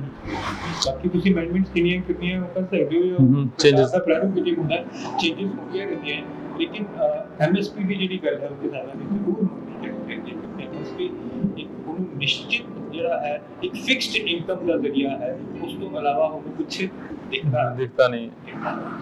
ਤੇ ਇਹ ਤੇ ਕਿਸਾਨਾਂ ਦੇ ਇੱਕ ਹੋਰ ਮੁੱਦਾ ਉੱਠਿਆ ਹੋਇਆ ਕਿ ਕਿਸਾਨ ਚਾਹੁੰਦੇ ਨੇ ਕਿ ਜੋ ਇਹ ਬਿੱਲ ਲਿਆਏ ਜਾ ਰਹੇ ਨੇ ਇਹਨਾਂ ਦੇ ਵਿੱਚ ਇਹ ਕਿਤੇ ਨਹੀਂ ਲਿਖਿਆ ਗਿਆ ਕਿ ਪ੍ਰਾਈਵੇਟ ਕੰਪਨੀਆਂ ਨੂੰ ਕੋਈ ਰੋਕਥਾਮ ਲਈ, ਪਰ ਕਿਸਾਨਾਂ ਨੂੰ ਰੋਕਿਆ ਜਾ ਰਿਹਾ ਕਿ ਪ੍ਰਾਈਵੇਟ ਦਾਇਰੇ ਨੂੰ ਜ਼ਿਆਦਾ ਦਿੱਤਾ ਜਾ ਰਿਹਾ ਹਿੱਸਾ ਕਿ ਉਹ ਜਿੱਦਾਂ ਮਰਜ਼ੀ ਰੇਟ ਲਾ ਸਕਦੇ ਆ, ਸਰਕਾਰ ਵਿੱਚ ਕੋਈ ਇਨਵੋਲਵਮੈਂਟ ਨਹੀਂ ਆਪਣੀ ਕਰੂਗੀ, ਉਹ ਸਿਰਫ DC ਜਾਂ ਫਿਰ SDM ਹੀ ਇਨਵੋਲਵ ਹੋਊਗੀ ਜੇ ਗੱਲ ਨੂੰ ਕੋਈ ਪ੍ਰੋਬਲਮ ਆ ਜਾਂਦੀ ਹੈ ਤਾਂ। ਨਹੀਂ, ਮੈਨੂੰ ਇਹ ਲੱਗਦਾ ਹੈ ਕਿ ਇਹਦੇ ਵਿੱਚ ਸਰਕਾਰੀ ਇੰਟਰਫੇਰੈਂਸ ਬਿਲਕੁਲ ਹੋਣੀ ਨਹੀਂ, ਕਿਉਂਕਿ ਤੁਸੀਂ ਧਿਆਨ ਨਾਲ ਜੇ ਦੇਖੋ ਜਿਹੜੇ ਅਮੈਂਡਮੈਂਟਸ ਕੀਤੀਆਂ ਨੇ, ਜਿਹੜੇ ਆਰਡੀਨੈਂਸ ਲੈ ਕੇ ਆ ਰਹੇ ਉਹ ਇੱਕ ਤਰ੍ਹਾਂ ਨਾਲ ਓਪਨ ਮਾਰਕੀਟ ਦੀ ਗੱਲ ਕਰਦੇ ਹਾਂ। ਜਦੋਂ ਆਪਾਂ ਓਪਨ ਮਾਰਕੀਟ ਦੀ ਗੱਲ ਕਰਦੇ ਹਾਂ ਨਾ, ਕੰਪੀਟੀਸ਼ਨ ਦੀ ਗੱਲ ਕਰਦੇ ਹਾਂ ਤਾਂ ਸਰਕਾਰ ਦਾ ਇੰਟਰਫੇਰੈਂਸ ਆਲਮੋਸਟ ਨਹੀਂ ਹੋਏਗਾ ਕਿ ਉੱਥੇ ਨਾ ਤਾਂ ਕੋਈ ਸਰਕਾਰੀ ਅਦਾਰਾ ਇਨਵੋਲਵ ਹੋਏਗਾ ਨਾ ਕੁਝ ਹੋਏਗਾ, ਕਿਉਂਕਿ ਬਿੱਲ ਹੈ ਆਰਡੀਨੈਂਸ ਨੂੰ ਸਮਝਣਾ ਪਏਗਾ ਕਿ ਜਿਹੜਾ ਇਹ ਬਿੱਲ ਲਿਆਉਣ ਦੀ ਕੋਸ਼ਿਸ਼ ਕਰ ਰਹੇ ਹੈ ਜਾਂ ਆਰਡੀਨੈਂਸ ਪਾਸ ਕੀਤਾ ਉਹ ਬੇਸਿਕਲੀ ਜੇ ਮੋਟੀ ਭਾਸ਼ਾ ਸਮਝੀਏ ਉਹ ਹੈ ਕਿ ਉਹ ਇਹੀ ਹੈ ਕਿ ਜੇ ਪੰਜਾਬ ਦਾ ਕਿਸਾਨ ਨੂੰ ਕੇਰਲ ਵਿੱਚ ਜੇ ਬੰਗਾਲ 'ਚ ਜ਼ਿਆਦਾ ਕੋਈ ਮੁੱਲ ਦੇ ਰਿਹਾ ਹੈ ਉਹ ਆਪਣਾ ਦੇਖ ਸਕਦਾ ਆਨਲਾਈਨ ਤੋਂ ਆਪਣੀ ਫਸਲ ਡਾਇਰੈਕਟਲੀ ਉੱਥੇ ਵੇਚ ਦੇ। ਸੁਣਨ ਨੂੰ ਤਾਂ ਬਹੁਤ ਚੰਗਾ ਲੱਗਦਾ, ਸੁਣਨ ਨੂੰ ਚੰਗਾ ਲੱਗਦਾ, ਬਸ ਬਹੁਤ ਚੰਗਾ ਲੱਗਦਾ। ਮੈਂ ਸਾਫ਼ ਜੀ ਗੱਲ ਕਹਾਂ ਇਹ ਬਹੁਤ ਚੰਗਾ ਲੱਗਦਾ, ਲੇਕਿਨ ਪ੍ਰੈਕਟੀਕਲੀ ਇਹ ਕੰਮ ਬੜਾ ਨਾ ਔਖਾ ਹੋ ਜਾਂਦਾ। ਮੰਨ ਲਓ ਪੰਜਾਬ ਦੇ ਪਿੰਡ 'ਚ ਕੋਈ ਬੈਠਾ ਬੰਦਾ ਉਹਨੂੰ ਜੇ ਉਹਨੂੰ ਭਾਵ ਮੰਨ ਲਓ ਜ਼ਿਆਦਾ ਮਿਲ ਵੀ ਰਿਹਾ ਹੋਵੇਗਾ ਬੰਗਾਲ, ਲੇਕਿਨ ਉਹ ਟਰਾਂਸਪੋਰਟੇਸ਼ਨ ਦਾ ਖਰਚਾ ਨੂੰ ਵਿਕ ਕੇ ਬੰਗਾਲ ਦਾ ਆਪਣੀ ਫਸਲ ਵੇਚਣ ਨਹੀਂ ਜਾਊਗਾ, ਨਾ ਹੀ ਉਹ ਲੋਕ ਇੱਥੇ ਆ ਕੇ ਖਰੀਦਣਗੇ। ਪ੍ਰੈਕਟੀਕਲੀ ਇਹ ਚੀਜ਼ਾਂ ਉਦੋਂ ਹੀ ਪਤਾ ਚੱਲਦੀਆਂ ਜਦੋਂ ਅਸੀਂ ਉਹਨੂੰ ਅਮਲੀ ਰੂਪ 'ਚ ਲੈ ਕੇ ਆਉਂਦੇ ਹਾਂ, ਤਾਂ ਤੱਕ ਇਹ ਚੀਜ਼ਾਂ ਪਤਾ ਨਹੀਂ ਚੱਲਦੀਆਂ ਹੁੰਦੀਆਂ ਸਾਨੂੰ। ਤੇ ਉਹਦੇ ਲਈ ਫਾਇਦੇਮੰਦ ਇਹੀ ਹੁੰਦਾ ਕਿ ਉਹ ਆਪਣੇ ਨਾਲ ਦੀ ਮੰਡੀ ਵਿੱਚ ਜਾ ਕੇ ਵੇਚ ਦੇਵੇ। ਤੇ ਸਰਕਾਰ ਇਹ ਕਹਿ ਰਹੀ ਹੈ ਕਿ ਤੁਹਾਨੂੰ ਪ੍ਰਾਈਵੇਟਾਈਜੇਸ਼ਨ ਜਦੋਂ ਹੋ ਜਾਏਗੀ, ਓਪਨ ਮਾਰਕੀਟ ਹੋਏਗੀ ਤਾਂ ਵੱਧ ਮੁੱਲ ਵੀ ਮਿਲ ਸਕਦਾ ਤੇ ਕਿਸਾਨ ਨੂੰ ਕਰਨਾ ਵੀ ਚਾਹੀਦਾ। ਮੇਰਾ ਸੁਝਾਅ ਉਹਦੀ ਇਹ ਹੈ ਕਿ ਜੇ ਐਮਐਸਪੀ ਨੂੰ ਡਬਲ ਕਰ ਦਿੱਤਾ ਜਾਵੇ, ਮੁੱਲ ਆਪੇ ਆਪੇ ਵੱਧ ਜਾਣਾ। ਮੁੱਲ ਆਪੇ ਵੱਧ ਜਾਣਾ ਤੇ ਕਿਸਾਨ ਨੂੰ ਜੇ ਤੁਸੀਂ ਇੰਸ਼ੋਰ ਦੇਣਾ ਚਾਹੁੰਦੇ ਹੋ, ਜੇ ਇੰਸ਼ੋਰ ਕਰਨਾ ਚਾਹੁੰਦੇ ਹੋ ਕਿ ਤੁਹਾਡੀ ਰੋਟੀ ਤੇ ਕੋਈ ਹਾਰਮ ਨਹੀਂ ਹੈ, ਕੋਈ ਵੀ ਨੁਕਸਾਨ ਨਹੀਂ ਹੋਣ ਵਾਲਾ, ਤੇ ਉਹਦੀ ਐਮਐਸਪੀ ਇੰਨੀ ਵਧਾਤੀ ਜਾਵੇ ਕਿ ਜਿੰਨੀ ਉਹਦੀ ਲਾਗਤ ਮੁੱਲ ਹੈ ਐਟਲੀਸਟ ਉਸ ਤੋਂ ਉਹਨੂੰ ਡਬਲ ਪ੍ਰੋਫਿਟ ਜੇ ਮਿਲ ਰਿਹਾ ਹੈ ਤਾਂ ਉਹ ਬਿਲਕੁਲ ਨਿਸ਼ਚਿੰਤ ਹੋ ਜਾਏਗਾ। ਤੇ ਸਵਾਮੀਨਾਥਨ ਰਿਪੋਰਟ ਦੀ ਗੱਲ ਜਿਹੜੀ ਹੈ, ਐਮਐਸ ਸਵਾਮੀਨਾਥਨ ਦੀ ਰਿਪੋਰਟ ਬੈਠੀ ਸੀਗੀ 2004 ਦੇ ਵਿੱਚ, ਜਦੋਂ ਉਹਨਾਂ ਨੇ ਰਿਪੋਰਟ ਕੀਤੀ 2006 ਦੇ ਵਿੱਚ, ਉਹਨਾਂ ਨੇ ਵੀ ਡਬਲ ਤਾਂ ਨਹੀਂ ਕਿਹਾ ਸੀਗਾ ਲੇਕਿਨ ਉਹਨਾਂ ਨੇ 50% ਕਿਹਾ ਸੀ ਕਿ ਜੇ ਕਿਸਾਨ 1 ਰੁਪਿਆ ਲਾਗਤ ਆ ਗਈ ਤਾਂ ਐਟਲੀਸਟ ਨੂੰ 1.5 ਰੁਪਿਆ ਮਿਲਣਾ ਚਾਹੀਦਾ। ਹਾਲੇ 50% ਵੀ ਪੂਰਾ ਨਹੀਂ ਮਿਲਿਆ, 50% ਵੀ ਮਿਲ ਰਿਹਾ। ਕਿਸਾਨ ਦਾ ਹਾਲੇ 50% ਦੀ ਡਿਮਾਂਡ ਹੀ ਕਰ ਰਿਹਾ ਕਿ ਐਟਲੀਸਟ ਜਿੰਨੀ ਮੇਰੀ ਲਾਗਤ ਆਈ ਹੈ 50% ਮੈਂ 10,000 ਮੇਰੀ ਲਾਗਤ ਆ ਗਈ, ਮੈਨੂੰ ਜੇ 15,000 ਮਿਲ ਜਾਏਗਾ ਤਾਂ ਵੀ ਮੈਂ ਥੋੜਾ ਨਿਸ਼ਚਿੰਤ ਹੋ ਜਾਵਾਂਗਾ। ਲੇਕਿਨ ਹਾਲੇ ਜਿਸ ਹਿਸਾਬ ਨਾਲ ਕਾਸਟ ਵਧੀ ਹੈ ਐਗਰੀਕਲਚਰ ਦੀ ਤਾਂ ਆਊਟਪੁੱਟ ਘਟਦਾ ਜਾ ਰਿਹਾ ਹੈ, ਹਾਲੇ ਕਿਸਾਨ ਦੇ ਲਈ ਇਹ ਬੈਨੀਫੀਸ਼ੀਅਲ ਜਿਹੜਾ ਹੋ ਰਿਹਾ ਕਿਸਾਨੀ ਜਿਹੜੀ ਹੈ। ਇਹਦੇ ਵਿੱਚ ਮੈਂ ਲੈਂਡ ਹੋਲਡਿੰਗ ਦੀ ਵੀ ਗੱਲ ਜ਼ਰੂਰ ਕਰਾਂਗਾ। ਇਹ ਨਹੀਂ ਭੁੱਲਣਾ ਚਾਹੀਦਾ ਸਾਨੂੰ ਕਿ 92% ਜਿਹੜੇ ਕਿਸਾਨ ਹੈਗੇ ਆ ਉਹਨਾਂ ਕੋਲ ਲੈਂਡ ਹੋਲਡਿੰਗ ਬੜੀ ਘੱਟ ਹੈ, ਉਹ ਘੱਟ ਏਕੜ ਦੇ ਕਰੀਬ ਹੈਗੀ ਆ। ਤੇ 1 ਏਕੜ ਦਾ ਜਿਹੜਾ ਕਿਸਾਨ ਹੈ ਉਹ ਵੱਡਾ ਕਿਸਾਨ ਨਹੀਂ ਮੰਨਿਆ ਜਾਂਦਾ, ਮਾਰਜੀਨਲ ਕਿਸਾਨ ਮੰਨਿਆ ਜਾਂਦਾ। ਤੇ ਮਾਰਜੀਨਲ ਕਿਸਾਨ ਲਈ ਓਪਨ ਮਾਰਕੀਟ ਦਾ ਕੋਈ ਖਾਸ ਫਾਇਦਾ ਨਹੀਂ। ਇੰਨਾ ਕਿ ਉਹਨਾਂ ਕੋਲ ਆਪਣੇ ਇਕਵਿਪਮੈਂਟ ਵੀ ਨਹੀਂ ਹੁੰਦੇ, ਸਾਧਨ ਵੀ ਨਹੀਂ ਹੁੰਦੇ, ਬਾਹਰ ਲੈ ਕੇ ਜਾਵੇ ਜਾਂ ਆਪਣੀ ਫਸਲ ਹੀ ਬੀਜ ਸਕੇ। ਉਹ ਵੀ ਸਮਝ ਗਿਆ ਆਪਣੇ ਰੈਂਟ ਦੇ ਉੱਤੇ ਲੈ ਕੇ ਕਿਸੇ ਨੂੰ ਕਹਿ ਕੇ ਬਜਾਉਂਦਾ ਹੈ, ਆਪਣਾ ਸਾਰਾ ਕੁਝ ਕਰਦਾ ਹੈ। ਠੇਕੇ ਤੇ ਜ਼ਮੀਨ ਲਈ ਹੁੰਦੀ ਹੈ। ਲੈਂਡਲੈਸ ਲੋਕ ਜ਼ਿਆਦਾ ਹੈਗੇ ਆ, ਖੇਤੀਬਾੜੀ ਇਹ ਚੱਲ ਰਹੀ ਹੈ। ਇਹਨਾਂ ਇੱਕ ਉੱਪਰਲੀ ਗੱਲ ਹੈ, ਆਪਾਂ ਵੇਖਦੇ ਹਾਂ ਕਿ ਸ਼ਾਇਦ ਕਿਸਾਨੀ ਬੜੀ ਫਾਇਦੇਮੰਦ ਹੈ ਜਾਂ ਲੋਕਾਂ ਕੋਲ ਜ਼ਮੀਨਾਂ ਬਹੁਤ ਹੈ, ਲੇਕਿਨ ਉਹ ਹਿਸਾਬ ਨਹੀਂ ਆ। ਇਹਦੇ ਵਿੱਚ ਨਾ ਸਰਕਾਰ ਵੱਲੋਂ ਬਿਜਲੀ ਐਕਟ ਵਿੱਚ ਵੀ ਸੁਧਾਰ ਕੀਤਾ ਜਾ ਰਿਹਾ ਹੈ। ਬਿਜਲੀ ਬਿੱਲ ਦੇ ਵਿੱਚ ਵੀ ਕਿੰਨਾ ਕਿ ਪ੍ਰਭਾਵਸ਼ਾਲੀ ਹੋਊਗਾ ਕਿ ਕਿਸਾਨਾਂ ਦੇ ਲਈ, ਜਿੱਥੇ ਕਿਸਾਨ ਪੰਜਾਬ ਦਾ ਫ੍ਰੀ ਬਿਜਲੀ ਲੈ ਰਹੇ ਜਾਂ ਹੋਰ ਸਟੇਟਾਂ ਦੇ ਫ੍ਰੀ ਬਿਜਲੀ ਲੈ ਰਹੇ, ਜਿਸ ਨੂੰ ਹਲੇ ਆਪਣੀ ਕਾਸਟ ਵਿੱਚ ਉਹ ਇਨਵੋਲਵ ਨਹੀਂ ਕਰ ਰਹੇ, ਕਿਉਂਕਿ ਜਦੋਂ ਬਿਜਲੀ ਦੇ ਬਿੱਲ ਆਉਣੇ ਸ਼ੁਰੂ ਹੋ ਜਾਣਗੇ ਤਾਂ ਉਹ ਵੀ ਕਾਸਟ ਬਹੁਤ ਵੱਧ ਜਾਣੀ ਆ। ਹਾਂਜੀ, ਤੇ ਉਸ ਨੂੰ ਤੁਸੀਂ ਕਿਸ ਭਾਵਨਾ ਦੇਖਦੇ ਆ ਕਿ ਇਹ ਚੀਜ਼ ਜ਼ਰੂਰੀ ਹੈ ਜਾਂ ਨਹੀਂ ਜ਼ਰੂਰੀ? ਦੇਖੋ ਦੋ ਹੈ, ਮੈਂ ਦੋਨੋਂ ਪਹਿਲੂਆਂ ਦੀ ਗੱਲ ਦੇਖੋ। ਕਿਸਾਨੀ ਦੀ ਲਾਗਤ ਤਾਂ ਬਹੁਤ ਵੱਧ ਹੈ, ਠੀਕ ਹੈ। ਜਿਹੜੀ ਫਸਲ ਬਿਜਾਈ ਦੀ ਲਾਗਤ ਹੈ, ਜਿਹੜੀ ਬਿਜਲੀ ਦੇ ਬਿੱਲ ਆਉਣੇ ਹੈ ਜਾਂ ਬਿਜਲੀ ਸੁਧਾਰ ਹੈ, ਜਦੋਂ ਇਹ ਬਿੱਲ ਦਿੱਤੇ ਜਾਣਗੇ ਕਿਸਾਨਾਂ ਨੂੰ ਪਿੰਡਾਂ ਦੇ ਵਿੱਚ ਤਾਂ ਲਾਗਤ ਤਾਂ ਵਧੇਗੀ, ਕਿਉਂਕਿ ਜਿਹੜੀਆਂ ਮੋਟਰਾਂ ਚੱਲਣੀਆਂ ਉਹ ਤਾਂ ਬਿਜਲੀ ਨਾਲ ਚੱਲਣੀ ਹੈ ਤੇ ਮੋਟਰਾਂ ਤੋਂ ਬਗੈਰ ਸਿੰਚਾਈ ਦਾ ਨਹੀਂ। ਬਿਲਕੁਲ, ਅਸੀਂ ਬਰਖਾ ਦੇ ਸਹਾਰੇ ਰਹਿ ਕੇ, ਰੇਨ ਦੇ ਸਹਾਰੇ ਰਹਿ ਕੇ ਕਦੀ ਵੀ ਸਿੰਚਾਈ ਨਹੀਂ ਕਰ ਸਕਦੇ, ਠੀਕ ਹੈ ਨਾ। ਉਹ ਬੜੀ ਪ੍ਰੈਕਟੀਕਲ ਦੀ ਗੱਲ ਹੈ ਨਹੀਂ ਜੇ ਮੈਂ ਕਹਿੰਦਾ ਕਿ ਨਹੀਂ ਨੈਚੁਰਲ ਸੋਰਸਿਸ ਨਾਲ ਸਿੰਚਾਈ ਕਰ ਲੇਗਾ ਤਾਂ ਨਹੀਂ ਹੋ ਸਕਦੀ। ਤੇ ਜਦੋਂ ਬਿਜਲੀ ਦੇ ਬਿੱਲ ਆਣੇ ਉਹਦੀ ਲਾਗਤ ਵੱਧ ਜਾਣੀ ਹੈਗੀ ਬੇਸਿਕਲੀ। ਲੇਕਿਨ ਇੱਥੇ ਇਨਵਾਇਰਨਮੈਂਟ ਦਾ ਇਸ਼ੂ ਵੀ ਆ ਜਾਂਦਾ ਬੇਸਿਕਲੀ। ਤੇ ਵਾਤਾਵਰਨ ਦੀ ਮੈਂ ਗੱਲ ਕਰਨਾ ਚਾਹੁੰਦਾ ਕਿ ਜਦੋਂ ਬਿਜਲੀ ਦਾ ਬਿੱਲ ਨਹੀਂ ਆ ਰਿਹਾ ਜਾਂ ਪਿੰਡਾਂ ਨੂੰ ਬਿਜਲੀ ਫ੍ਰੀ ਦਿੱਤੀ ਗਈ ਹੈ, ਇਲੈਕਟ੍ਰਿਸਿਟੀ ਦਾ ਕੋਈ ਬਿੱਲ ਨਹੀਂ ਦਿੱਤਾ ਜਾਂਦਾ ਮੋਟਰਾਂ ਦਾ ਕਿਸਾਨਾਂ ਤੋਂ ਬੇਸਿਕਲੀ, ਤਾਂ ਉਹਦਾ ਫਾਇਦਾ ਵੀ ਕੋਈ ਜ਼ਿਆਦਾ ਨਹੀਂ ਹੋ ਰਿਹਾ ਕਿਸਾਨ ਨੂੰ। ਮੈਂ ਤੁਹਾਨੂੰ ਦੱਸਾਂ ਕਿਉਂਕਿ 1 ਏਕੜ ਜਾਂ 1.5 ਏਕੜ ਦੀ ਜ਼ਮੀਨ ਉਹ ਇੰਨਾ ਫਾਇਦਾ ਨਹੀਂ ਲੈ ਰਿਹਾ ਜਿੰਨਾ ਕਿ ਵੱਡੇ ਕਿਸਾਨ ਲੈ ਰਹੇ ਤੇ ਉਹ ਪਾਪੂਲੇਸ਼ਨ ਬੜੀ ਘੱਟ ਹੈ, ਉਹ ਜਨਸੰਖਿਆ ਸਾਡੇ ਕੋਲ ਬਹੁਤ ਘੱਟ ਹੈ ਜਿਹੜੀ ਵੱਡੇ ਕਿਸਾਨਾਂ ਦੀ ਹੈਗੀ ਹੈ। ਤੇ ਜਿਹੜੇ ਆਪਾਂ ਜਦੋਂ ਗੱਲ ਕਰਦੇ ਹਾਂ, ਜਦੋਂ ਫਾਇਦਾ ਦੇਣ ਦੀ ਕੋਸ਼ਿਸ਼ ਕਰਦੇ ਹਾਂ ਨਾ ਕਿਸੇ ਨੂੰ, ਸਾਨੂੰ ਧਿਆਨ 'ਚ ਰੱਖਣਾ ਚਾਹੀਦਾ ਕਿ ਕਿੰਨੀ ਪਾਪੂਲੇਸ਼ਨ ਨੂੰ ਇਹਦਾ ਫਾਇਦਾ ਹੋਵੇਗਾ। ਹੁਣ ਫ੍ਰੀ ਬਿਜਲੀ ਜਾਂ ਫ੍ਰੀ ਇਲੈਕਟ੍ਰਿਸਿਟੀ, ਫ੍ਰੀ ਵਾਟਰ ਕਿਤੇ ਵੀ ਜੇ ਮਿਲਦਾ ਤੇ ਸਬਸਿਡੀ ਮਿਲਦੀ ਹੈ, ਤਾਂ ਉਹ ਸਬਸਿਡੀ ਦਾ ਫਾਇਦਾ ਜਦੋਂ ਬਹੁਤ ਜ਼ਿਆਦਾ ਜਨਸੰਖਿਆ ਨੂੰ ਹੋ ਰਿਹਾ, ਬਹੁਤ ਜ਼ਿਆਦਾ ਪਾਪੂਲੇਸ਼ਨ ਹੋ ਰਿਹਾ, ਤਾਂ ਉਹਨੂੰ ਕੰਟੀਨਿਊ ਕਰਨ ਦਾ ਫਾਇਦਾ ਹੈ। ਲੇਕਿਨ ਜੇ ਬਹੁਤ ਜ਼ਿਆਦਾ ਪਾਪੂਲੇਸ਼ਨ ਨੂੰ ਫਾਇਦਾ ਨਹੀਂ ਹੋ ਰਿਹਾ ਤਾਂ ਉਹਨੂੰ ਬੰਦ ਕਰਨ ਦੇ ਵਿੱਚ ਹੀ ਫਾਇਦਾ ਹੁੰਦਾ ਹੈ, ਕਿਉਂਕਿ ਜਦੋਂ ਬੰਦ ਕਰਾਂਗੇ ਤਾਂ ਉਹਦੇ ਨਾਲ ਸਾਡੀ ਡਿਵੈਲਪਮੈਂਟ ਵੀ ਹੁੰਦੀ ਹੈ।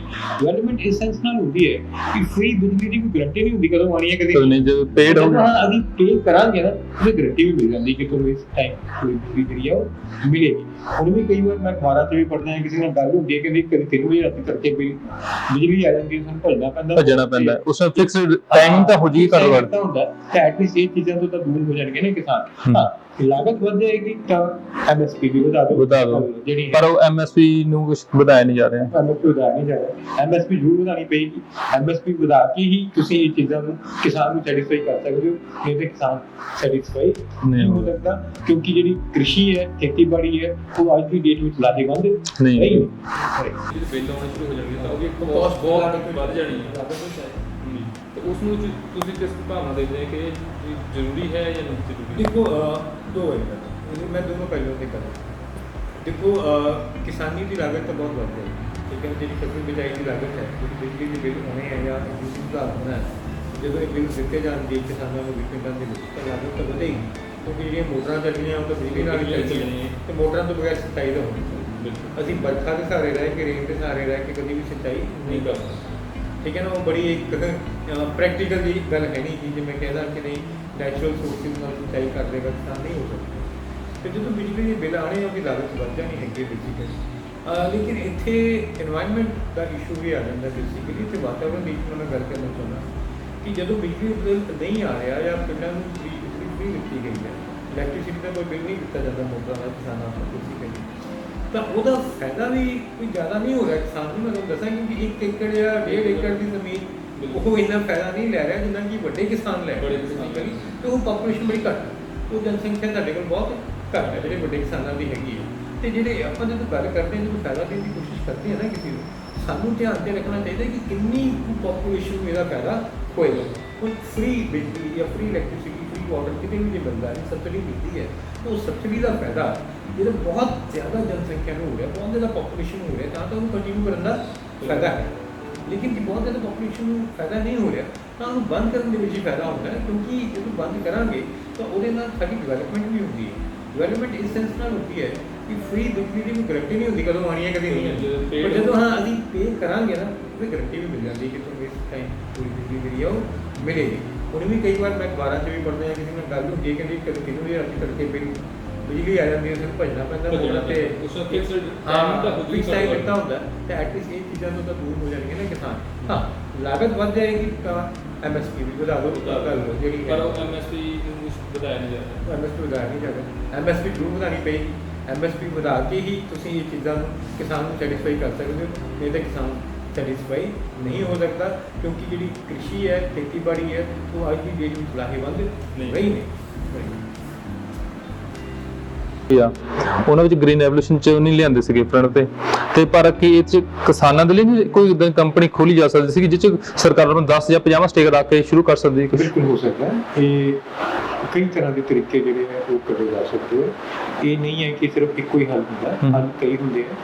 ਤੇ ਇਹ ਪੰਜਾਬ ਦੀ ਆਪਾਂ ਜੇ ਗੱਲ ਨਾ ਕਰੀਏ, ਆਪਾਂ ਇੰਡੀਆ ਦੀਆਂ ਵੱਖਰੀ ਸਟੇਟਾਂ ਦੀ ਗੱਲ ਕਰੀਏ, ਤਾਂ ਆਪਾਂ ਵੇਖਦੇ ਹਾਂ ਕਿ ਅਲੱਗ-ਅਲੱਗ ਸਟੇਟਾਂ ਦੇ ਵਿੱਚ ਅਲੱਗ-ਅਲੱਗ ਤਰੀਕੇ ਚੱਲ ਰਹੇ ਹੈ ਕਿਸਾਨਾਂ ਦੀ ਹੈਲਪ ਕਰਨ, ਕਿਸਾਨਾਂ ਦੀ ਮਦਦ ਕਰਨ। ਹੁਣ ਤੁਸੀਂ ਅਮੁਲ ਦੀ ਐਗਜ਼ਾਮਪਲ ਦਿੱਤੀ, ਮੈਂ ਅਮੁਲ ਨੂੰ ਅੱਗੇ ਲੈ ਕੇ ਚੱਲਦਾ ਕਿ ਅਮੁਲ ਦਾ ਪੂਰਾ ਜਿਹੜਾ ਨਾਮ ਹੈ ਉਹ ਅਮੁਲ ਨਹੀਂ ਹੈ ਨਾ। ਇਹ ਵੀ ਦਰਸ਼ਕਾਂ ਨੂੰ ਇੱਥੇ ਮੈਂ ਦੱਸਣਾ ਚਾਹੁੰਦਾ, ਉਹ ਹੈ ਆਨੰਦ ਮਿਲਕ ਯੂਨੀਅਨ ਲਿਮਿਟਿਡ। ਅੱਛਾ, ਉੱਥੋਂ ਇਹ ਅਮੁਲ ਬਣਿਆ, ਆਨੰਦ ਮਿਲਕ ਯੂਨੀਅਨ ਲਿਮਿਟਿਡ, ਉੱਥੋਂ ਇਹ ਅਮੁਲ ਬਣਿਆ। ਠੀਕ ਹੈ, AMUL। ਤੇ ਇਹ ਡਾਕਟਰ ਵਰਗੀਜ਼ ਕੁਰੀਅਨ ਨੇ ਸ਼ੁਰੂ ਕੀਤਾ ਸੀ ਗੁਜਰਾਤ ਦੇ ਵਿੱਚ। ਇਹ 1960 ਦੇ ਦਹਾਕੇ ਦੀ ਗੱਲ ਹੈ। ਹੋਇਆ ਕਿ ਉਹ ਉੱਥੇ ਗਏ, ਉਹਨਾਂ ਨੇ ਵੇਖਿਆ ਕਿ ਦੁੱਧ ਜਿਹੜਾ ਹੈ ਉਹ ਬਹੁਤ ਸਪਲਾਈ ਹੋ ਰਹੀ ਹੈ, ਦੁੱਧ ਬਹੁਤ ਜ਼ਿਆਦਾ ਹੈ, ਪਸ਼ੂ ਬਹੁਤ ਸੀਗੇ, ਡੈਰੀ ਬਹੁਤ ਹੈ, ਉਹ ਬੜੇ ਘੱਟ ਮੁੱਲ 'ਚ ਵੇਚ ਰਹੇ ਸੀ ਜਿਹੜੇ ਦੁੱਧ ਸੀਗੇ। ਠੀਕ ਹੈ ਨਾ, ਕਿਸਾਨ ਬੜੇ ਘੱਟ ਮੁੱਲ 'ਚ ਵੇਚ ਰਹੇ, ਉਹਨਾਂ ਨੂੰ ਪੈਸੇ ਮਿਲ ਹੀ ਨਹੀਂ ਰਹੇ ਸੀ। ਤਾਂ ਉਹਨਾਂ ਨੇ ਆਪਣਾ ਸੋਚ ਪ੍ਰਗਟ ਕੀਤੀ ਤੇ ਉਹਨਾਂ ਨੇ ਇੱਕ ਪ੍ਰਪੋਜ਼ਲ ਭੇਜੀ ਸਰਕਾਰ ਨੂੰ ਕਿ ਅਸੀਂ ਇੱਕ ਕੋਆਪਰੇਟਿਵ ਬਣਾ ਦਈਏ ਜਿੱਥੇ ਇਹਨਾਂ ਦਾ ਦੁੱਧ ਲਿਆ ਜਾਵੇ, ਅਸੀਂ ਲਵਾਂਗੇ, ਅਸੀਂ ਇਹਨਾਂ ਨੂੰ ਮੁੱਲ ਵੀ ਜ਼ਿਆਦਾ ਦੇਵਾਂਗੇ, ਅਸੀਂ ਇਹਨਾਂ ਨੂੰ ਪ੍ਰਾਈਸ ਜ਼ਿਆਦਾ ਦੇਵਾਂਗੇ, ਇਹ ਵੀ ਖੁਸ਼ ਰਹਿਣਗੇ, ਤੇ ਉਸ ਦੁੱਧ ਨਾਲ ਅਸੀਂ ਬਹੁਤ ਸਾਰੀਆਂ ਚੀਜ਼ਾਂ ਜਿਹੜੀਆਂ ਹੈ ਬਣਾ ਸਕਦੇ ਹਾਂ। ਉਹ ਕੋਆਪਰੇਟਿਵ ਬਣਿਆ। ਅੱਜ ਤੁਸੀਂ ਦੇਖ ਸਕਦੇ ਹੋ ਕਿ ਅਮੁਲ ਦਾ ਨਾਮ ਜਿਹੜਾ ਹੈ ਉਹ ਬਟਰ, ਆਈਸਕ੍ਰੀਮ, ਦੁਨੀਆ ਦੇ 15 ਕੰਪਨੀ ਵਿੱਚ ਹੁੰਦਾ, ਕਿੰਨੀਆਂ ਫੈਕਟਰੀਆਂ ਲੱਗੀਆਂ ਨੇ। ਅਮੁਲ ਇੱਕ ਟੌਪ ਮੋਸਟ ਕੰਪਨੀ ਜਿਹੜੀ ਬਣ ਚੁੱਕੀ ਹੈ, ਤੇ ਉਹ ਸਾਰੇ ਕਿਸਾਨਾਂ ਨੂੰ ਸ਼ੇਅਰ ਹੋਲਡਰ ਬਣਾਇਆ ਗਿਆ। ਉਹਨਾਂ ਨੂੰ ਸ਼ੇਅਰ ਹੋਲਡਰ ਬਣਾਇਆ ਗਿਆ, ਉਹਨਾਂ ਨੂੰ ਉਸ ਚੀਜ਼ ਦਾ ਮੁੱਲ ਵੀ ਦਿੱਤਾ ਗਿਆ। ਤੇ ਆਪਾਂ ਕਹਿ ਸਕਦੇ ਹਾਂ ਕਿ ਇਸ ਕੋਆਪਰੇਟਿਵ ਦੇ ਵਿੱਚ, ਇਸ ਅਮੁਲ ਦੇ ਵਿੱਚ ਕਿਸਾਨਾਂ ਦਾ ਆਪਣਾ ਸ਼ੇਅਰ ਹੈ, ਤੇ ਜਦੋਂ ਅਮੁਲ ਦਾ ਪ੍ਰੋਫਿਟ ਹੁੰਦਾ ਉਹਦੇ ਵਿੱਚੋਂ ਵੀ ਉਹਨਾਂ ਨੂੰ ਹਿੱਸਾ ਮਿਲਦਾ, ਦਿੱਤਾ ਜਾਂਦਾ। ਠੀਕ ਹੈ ਨਾ, ਇਹ ਇੱਕ ਅਮੁਲ ਦੀ ਗੱਲ ਹੋ ਗਈ।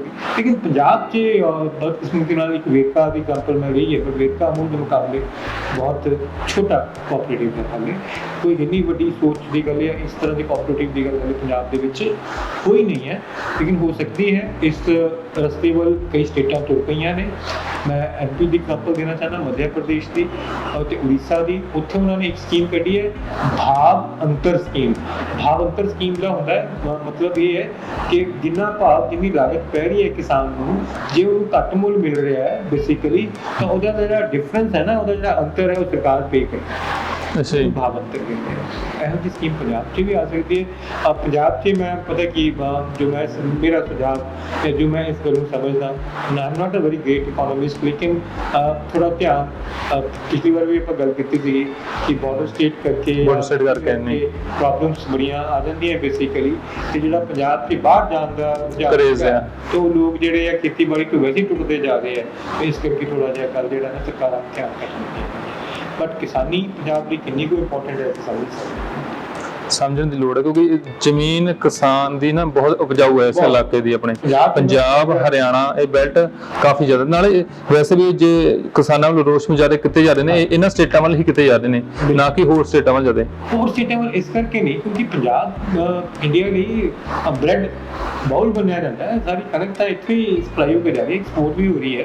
ਜੇ ਆਪਾਂ ਬਿਹਾਰ ਯੂਪੀ ਦੀ ਗੱਲ ਕਰੀਏ ਤਾਂ ਉੱਥੇ ਕਣਕ ਘੱਟ ਹੈ, ਉੱਥੇ ਝੋਨਾ ਜ਼ਿਆਦਾ ਹੈ। ਬਿਹਾਰ 'ਚ ਝੋਨਾ ਜ਼ਿਆਦਾ, ਉੱਥੇ ਰਾਈਸ ਕਲਟੀਵੇਸ਼ਨ ਜ਼ਿਆਦਾ, ਬੰਗਾਲ 'ਚ ਰਾਈਸ ਕਲਟੀਵੇਸ਼ਨ ਜ਼ਿਆਦਾ, ਕੇਰਲ 'ਚ ਰਾਈਸ ਕਲਟੀਵੇਸ਼ਨ ਜ਼ਿਆਦਾ ਹੈ।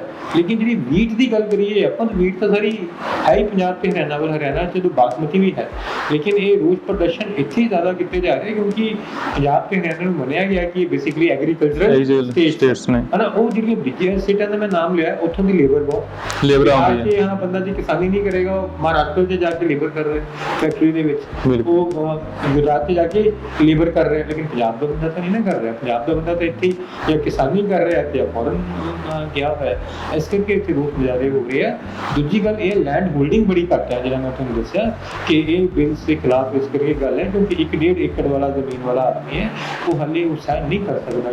ਬਿਲਕੁਲ ਸੇ ਚੇਂਜਿਸ ਆ ਜਾਣ, ਇਹ ਚੰਗੇ ਲਈ ਵੀ ਹੋ ਸਕਦਾ। ਮੈਂ ਇਹ ਨਹੀਂ ਕਹਿ ਰਿਹਾ ਕਿ ਬਿਲਸ ਚੰਗੇ ਲਈ ਨਹੀਂ ਹੈਗੇ, ਲੇਕਿਨ ਉਹ ਵਿਸ਼ਵਾਸ ਸਰਕਾਰ ਨੂੰ ਕਾਇਮ ਕਰਨਾ ਪਵੇਗਾ। ਦੋਸਤੋ ਇਹ ਸੀ ਡਾਕਟਰ ਰੁਪੇਸ਼ ਸਿੰਘ ਬਾਵਾ ਸਰਸਾਨਾ ਅੱਜ, ਜਿੱਥੇ ਉਹਨਾਂ ਨੇ ਚਾਨਣਾ ਪਾਇਆ ਕਿ ਕਿਵੇਂ ਇਹਨਾਂ ਨੇ ਐਗਰੀਕਲਚਰ ਫਾਇਦੇਮੰਦ ਦਾ ਸੌਦਾ ਹੈ, ਹੋ ਸਕਦਾ ਹੈ ਜੇਕਰ ਸਰਕਾਰ ਇਸ ਨੂੰ ਸਹੀ ਢੰਗ ਨਾਲ ਆਪਣੇ ਜੋ ਕਾਨੂੰਨ ਲਿਆ ਰਹੀ ਹੈ ਇੰਪਲੀਮੈਂਟ ਕਰੇ ਤੇ ਕਿਸਾਨਾਂ ਦੇ ਬਾਰੇ ਵੀ ਸਹੀ ਢੰਗ ਨਾਲ ਸੋਚੇ ਵੀ। ਧੰਨਵਾਦ। ਥੈਂਕ ਯੂ ਵੈਰੀ ਮਚ ਜੀ।